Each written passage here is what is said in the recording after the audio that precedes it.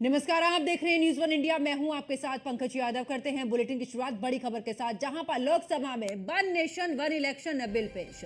केंद्रीय मंत्री अर्जुन राम मेघवाल ने बिल पेश किया है और कांग्रेस ने बिल को संघीय ढांचे पर चोट बताया है। यह बिल वोट देने के अधिकार पर चोट, गौरव गोगोई ने कहा है। और साथ ही सपा सांसद धर्मेंद्र यादव ने बिल का विरोध किया है। साथ ही इस दौरान चुनाव होने से बचेगा देश का पैसा, ये टीडीपी की तरफ से कहा गया है।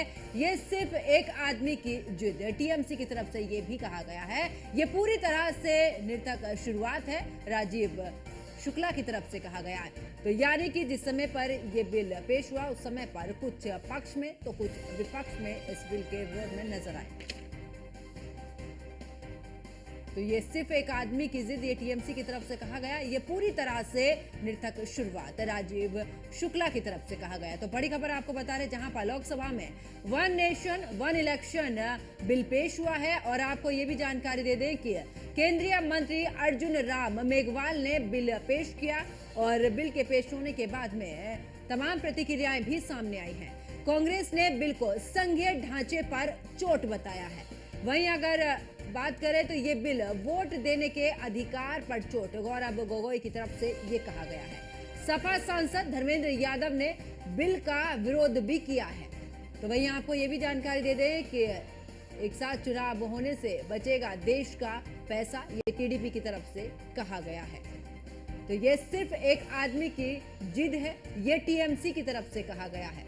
तो आपको बता दें कि अलग अलग प्रतिक्रियाएं इस पर आ रही हैं। अगर सत्ता पक्ष की बात करें तो यहाँ पर तमाम तर्क भी दिए गए हैं, जैसे पैसे की बचत होगी, जो भी विकास कार्य हैं वो समय पर होंगे। तो वन नेशन वन इलेक्शन के फायदे देखिए, एक देश एक चुनाव का सबसे बड़ा फायदा, बार बार चुनाव होने से प्रशासन और सुरक्षा बलों पर बोझ पड़ता है, क्योंकि उन्हें हर बार चुनाव ड्यूटी करनी पड़ती है। तो ऐसे में आपको बता दें कि एक बार में चुनाव निपट जाने पर केंद्र और राज्य सरकारें कामकाज पर फोकस करेंगी। बार बार वो इलेक्शन मोड में नहीं जाएंगी और विकास के कार्यों पर भी ध्यान दे सकेंगी। एक ही दिन चुनाव होने से वोटरों की संख्या भी बढ़ेगी, क्योंकि उनको ये नहीं लगेगा कि चुनाव तो आते ही रहते हैं। तो ऐसे में वो घरों से निकलकर अपने प्रतिनिधियों का चुनाव करने में रुचि दिखाएंगे। तो वन नेशन वन इलेक्शन के ये फायदे, एक देश एक चुनाव का सबसे बड़ा फायदा, बार बार चुनाव होने से प्रशासन और सुरक्षा बलों पर बोझ पड़ता है, ये भी तर्क दिया गया, क्योंकि उन्हें हर बार चुनाव में ड्यूटी करनी पड़ती है।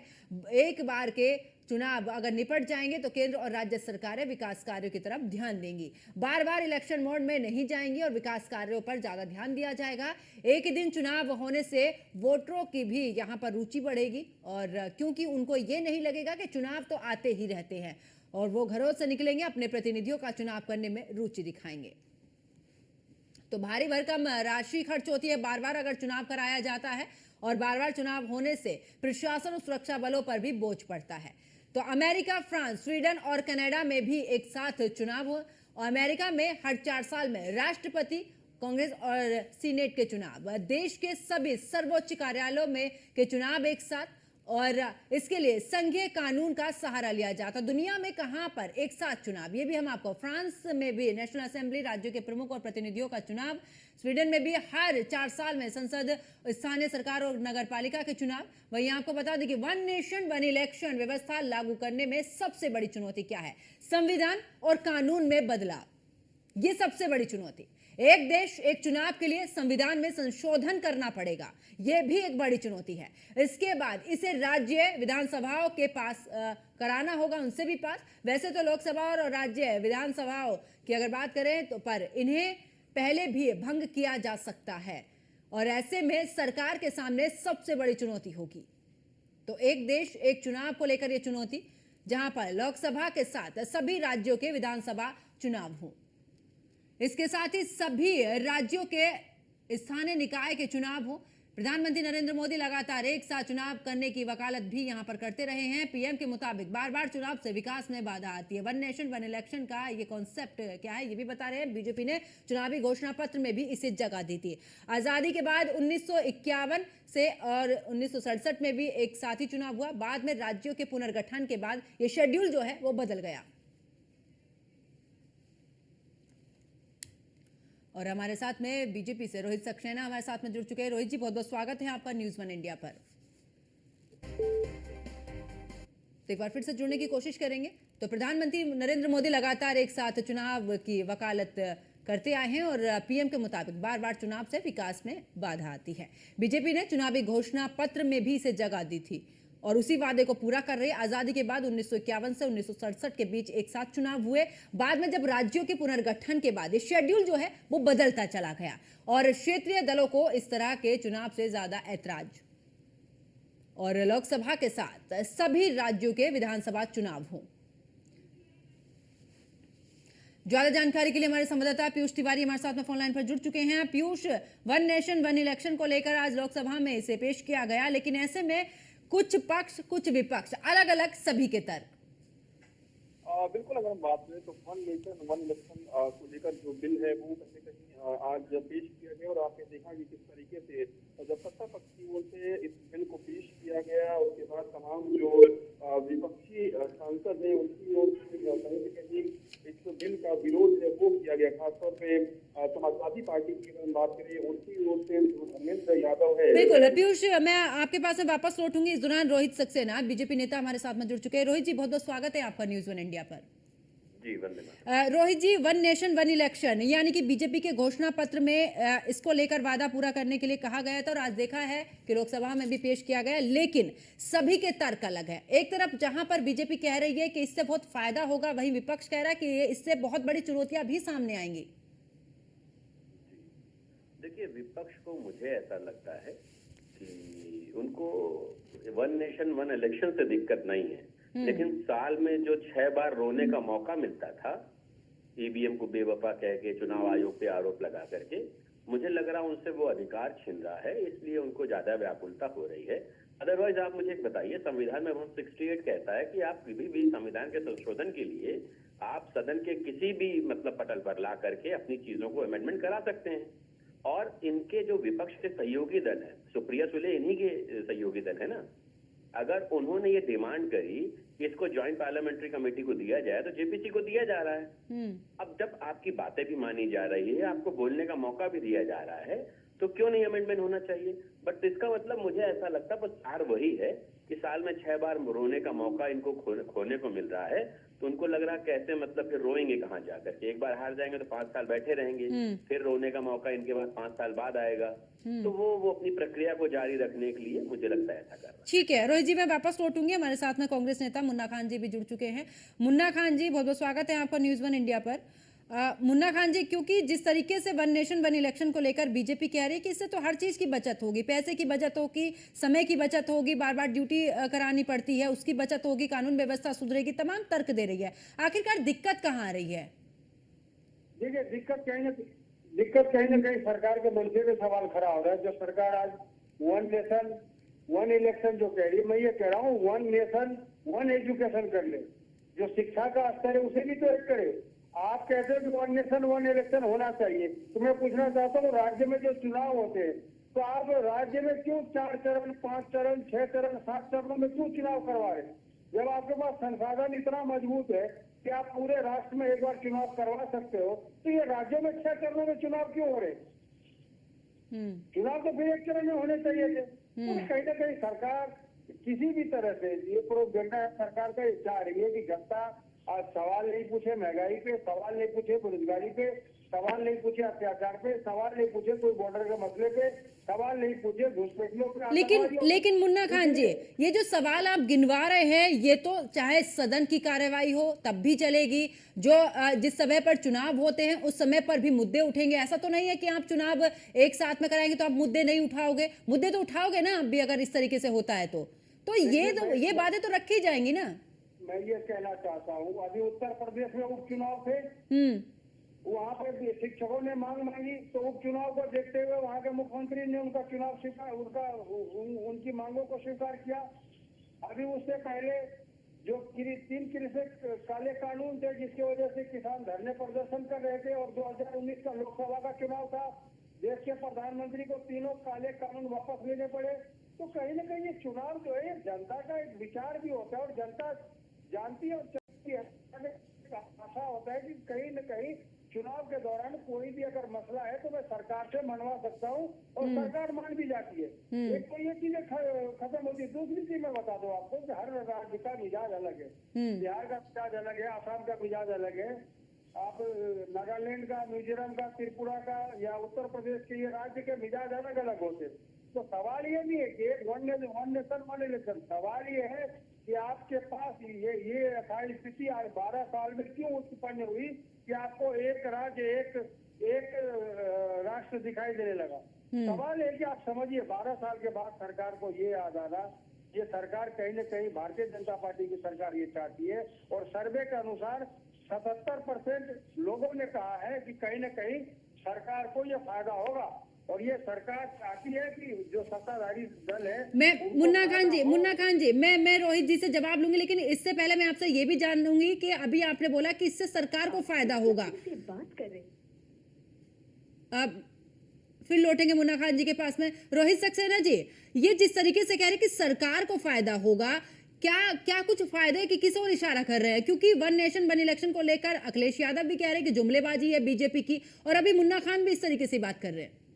देखिए, मैंने आपको अभी पहले ही बताया, क्योंकि इनको पता है कि जिस तरह से कांग्रेस खत्म होती जा रही है पूरे देश से, तो ये रोएंगे और रोने के मौके इनके कम हो जाएंगे। तो ये समस्या है इनके साथ। दूसरी बात, आज संविधान सारा कांग्रेसी चिल्ला रहा है। मैं तो बार बार कहीं पटल से कहता हूँ, मोदी जी को सच में संविधान इंदिरा गांधी से सीखना चाहिए कि चुनाव में आयोग घोषित होने के बाद पूरे देश को इमरजेंसी की आग में झोंक दिया था।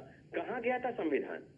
कहाँ पे मतलब कहाँ थे उस समय संविधान की चिंता करने वाले? ये सारे वही लोग हैं ना। और आप मुझे एक बात बताइए, अगर ये लोग संविधान की बात कर रहे हैं तो आप आंकड़े उठा के देख लीजिएगा। देश में सबसे ज्यादा जो सरकारें हटाई गई हैं वो जवाहरलाल नेहरू के द्वारा हटाई गई। तब कहाँ गया था संविधान? तब संविधान की चिंता नहीं हो रही थी कि आप सरकारों को आयोग घोषित कर करके वहां पर राष्ट्रपति शासन लगा दे रहे थे। आप संविधान की बात कर रहे हैं, आप संविधान की चिंता कर रहे हैं। कुल मिला के बात देखिए, सिर्फ यही है कि जो विपक्षी दल हैं, अच्छा अभी अगर आपने सदन की कार्रवाई देखी हो तो मैं उस बात को दोहराना चाहूंगा। सुप्रिया सुले ने जैसे ही इस बात को उठाया, इसको ज्वाइंट पार्लियामेंट्री कमेटी को दिया जाए, माननीय गृह मंत्री जी खड़े होकर के माननीय मंत्री मेघवाल जी से बोले कि बेहतर बात है कि आप इसको जेपीसी को सौंप दीजिए और वहां से जब आएगा बिल तब हम इस पर चर्चा कर लेंगे। उसमें भी हो हल्ला कर रहे हैं। मतलब आपकी बात माना जाए तो दिक्कत है, आपकी बात ना मानी जाए तो दिक्कत है। तो समस्या कहाँ है? समस्या इनकी मानसिकता पर है। इनकी जो दूषित मानसिकता हो चुकी है सिर्फ उस पे है। आप मुझे लेकिन रोहित जी, ये तो सीधे तौर पर ये भी कह रहे हैं ना कि तानाशाही हो जाएगी, और जिस तरीके से अब जो जनता है मुद्दे उठाती है इलेक्शन के समय पर, और वहां पर जो बातें हैं वो मानी जाती हैं। तीनों कानून की बात उन्होंने कर दी है और भी तमाम ऐसे शिक्षकों की बात रही है। तो इन मुद्दों को लेकर कह रहे हैं कि फिर क्या 5 साल का इंतजार करना पड़ेगा क्या? तानाशाही किसे कहते हैं? क्या जब किसान बिल लेकर के आए और सरकारों ने उसका विरोध, किसानों ने उसका विरोध किया तो सरकार ने उसे वापस ले लिया, इसे तानाशाही कहते हैं? या चुनाव में आयोग घोषित होने के बाद देश में इमरजेंसी लगा देना, उसे तानाशाही कहते हैं? कौन सी तानाशाही गिनी जाएगी? कुल मिला के देखिए, ये लोग अपना बुद्धि विवेक बिल्कुल खो चुके हैं। इनके पास बिल्कुल ये समझ नहीं बची है कि राजनीति किस स्तर पर होनी चाहिए और किन पर राजनीति होनी चाहिए, किन पर राजनीति नहीं होनी चाहिए। आप देखिए, सरकार की सकारात्मक सोच का इसी से परिणाम देख लीजिए। जब पूरे देश में विपक्ष अपना सीना पीट रहा था संभल करके, तब हमने नोएडा में रनवे पर प्लेन उतार दिया। ये दिखा रहा है कौन सकारात्मकता दिखा रहा है, कौन सकारात्मक रूप से सरकार चला रहा है। आप हर बार वहीं संभल पे अटके हुए हैं। हमने इतना बड़ा अचीवमेंट करके दिया, देश को सबसे बड़ा एयरपोर्ट एशिया को। लेकिन रोहित जी आपने ठीक है रनवे का काम किया, लेकिन ऐसा नहीं था ना। संभल का मुद्दा जो था वो मुद्दा भी सुनने लायक था। ऐसा नहीं था, वो जनता से जुड़ा मुद्दा था। आप उससे भी नकार नहीं सकते हैं। मुन्ना खान जी जरा जवाब दीजिए। मुझे एक बात बताइए, क्या संभल का मुद्दे के बाद आप इस बात को प्रेज नहीं कर सकते थे सदन में कि नहीं एक बड़ी उपलब्धि आपने करी है? जिस देश में 75 वर्ष आजादी के बाद एक भी आपके पास एरोनॉटिकल वर्कशॉप नहीं हो, उसका आपने वहां उद्घाटन कर दिया और हमारे पास पहली एरोनॉटिकल वर्कशॉप होने जा रही। क्या ये प्रशंसा का विषय नहीं है? सुन लें तो इसकी तारीफ रोहित जी वापस लौटूंगी। मुन्ना खान जी हाँ जी जवाब दीजिए। ये लोग मैडम ऐसे ही है, जमीन पे भी दंगा करते ही करते, टीवी पे भी आगे दंगा करने का काम करते। मैं कहता हूँ आप सुन लें, जिस पंडित जवाहरलाल नेहरू को आज आप गाली दे रहे हैं, शायद आपने उनको पढ़ा नहीं। अगर आप पढ़ लें एक देशभक्त होने के नाते आपके रोंगटे खड़े हो जाएंगे। जितने दिन आपकी सरकार नहीं चली उससे ज्यादा दिन उन्होंने जेल में बिताया और उनका जो योगदान है वो विश्व में सभी जो भी बड़े बड़े नेता हैं, जो विश्व स्तरीय नेता है, सभी को पता है कि पंडित जवाहरलाल नेहरू जी का योगदान क्या है। भले आप गाली दे दे, आपकी मानसिकता हो सकती है, उसको मैं कुछ नहीं बोलूंगा, लेकिन सवाल उनके जो किए हुए कार्य थे उस पे आप उंगली नहीं उठा सकते। आप बार बार 77 की इमरजेंसी की बात कर रहे हो, तो वो यथास्थिति बस वो निर्णय था, उन बातों को छोड़ो। उसके बाद आपने आर्थिक इमरजेंसी लगाने का काम किया। 12 साल में लगभग 64 बार जिस तरीके से सरकार के कृत्य उसे आपातकाल ही समझा जाए। क्या कहना चाह रही है? इनके सारे पाप धुल चुके हैं मसले पे हो और उसको उस पर चर्चा न करी जाए। महिलाओं के आप मसले जो पे ये हो, पूछे उसका आप जवाब जंतर दिया मंतर जाए। की घटना ये देख लें, चाहते हैं। सिंधु बोदर की घटना देख लें, हाथरस की घटना देख लें, कानपुर की देख लें। ये घटनाएं दर्शाती है, बताती है कि कहीं ना कहीं सरकार अपाहिज और निपुंसक है, इन्हें चलाना नहीं आता। सरकार भटके हुए राही की तरह सरकार चल रही है, जो जिस दिशा में कह रहा है सरकार उसी दिशा में चल रही है। तो ये कहीं ना कहीं देश का आज नुकसान है। 12 साल भारतीय जनता पार्टी के शासनकाल में कहीं ना कहीं ये देश 30 साल पीछे जा चुका है। जो 78 लाख युवा आज जो बेरोजगार है, चांद पे पहुंचा जो दिया था। किसानों पे आय की जो मार लगी है, तो इनकी जानकारी के लिए जो बता दो, महिलाओं पे चांद तक आज पहुंचने अत्याचार वाला बढ़ पहला रहे देश भी भारत तो भारतीय ये- जनता पार्टी की सरकार में बने हैं हम। अरे आप सुन तो ले मित्र, हमारे सुन तो ले। मैं बता तो आप रहा हूँ, जितना आपने तो भी- बड़ा आप चांद पे जितना पहुंचा दिया, भी तो चांद ढिंढोरा पे, लेकिन हम नहीं पहुंचाया है जो देश को। हकीकत है, इसको भी ध्यान रखिए। उससे आप दूर नहीं जा सकते, आपको हकीकत पे आना ही पड़ेगा। और अरे हकीकत आप ये है हकीकत से भाग रहे हैं कि भाई। सरकार- अरे मित्र, आपने सुन सीधे तो कह ले। दिया, नहीं जो हमने किया उसको जाने दीजिए। अरे अरे क्यों आप जाने सुन दे तो भाई? ले। आपने इतना बदनुमा दाग इस भारत के इतिहास पर छोड़ा है, ये भारत के आप संविधान सुन को तो ले। कलंकित किया है, कैसे अरे जाने वो दिया जा क्या- सकता है आपको? वो और लोग आप क्या इतनी बात गैर करेंगे जिम्मेदाराना जो बात कह भी सुप्रीम कैसे कोर्ट सकते के हैं, इसको डंडे जाने से दिया अपने जाए? दफ्तर पे तिरंगा को फहराया ये हो, आपकी संवेदना दिखाती है भारत के जो संविधान का खिलवाड़ करने 1947 के के बाद कि आजादी आपने क्या में किया। अंग्रेजों की दलाली की ये हो। आपकी संवेदना दिखाती है भारत वो हमें भारत का संविधान की बात संविधान आपके लिए समझाएंगे। कितना महत्वपूर्ण है। ये दिखाता है कि राहुल गांधी जो हाथ में लेके संविधान घूम रहे हैं उसके प्रति कितने सजग हैं, उसका राहुल कितना गांधी सम्मान एक करते हैं। आपके इस शिक्षित वक्तव्य से व्यक्ति पता है। चलता है। ये छोड़ो, उनके ये जाने दीजिए। एजुकेशन के इतना लिए, बदनुमा बड़ा उनके दाग दे करके आप सर्टिफिकेट कह के रहे लिए हैं, जाने प्रेस दीजिए। कॉन्फ्रेंस की जरूरत नहीं पड़ी। आप सुने, समझ में आता है आप राहुल लोगों की गांधी राजनीतिक एक स्तर क्या है। शिक्षित और सुलझे हुए व्यक्ति है। बिल्कुल। चलिए, बहुत बहुत शुक्रिया, आप दोनों मेहमान मेरे साथ में जुड़े और इस चर्चा में शामिल हुए।